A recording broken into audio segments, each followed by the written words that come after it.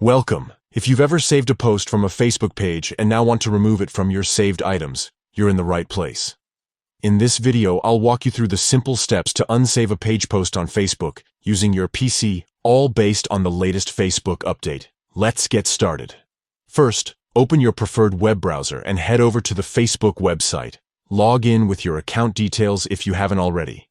Once you're on your Facebook homepage, it's time to find the post you previously saved. There are two easy ways to locate your saved posts. You can either scroll through your newsfeed if you remember where the post appeared, or for a quicker route, click on the Saved option in the left-hand menu.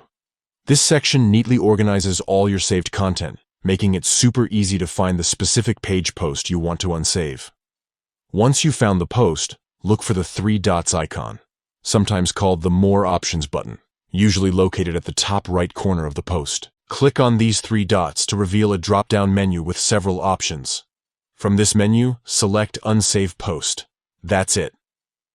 The post will immediately be removed from your saved items. You won't see it in your saved list anymore, but don't worry. The original post is still available on the page if you need to find it again later.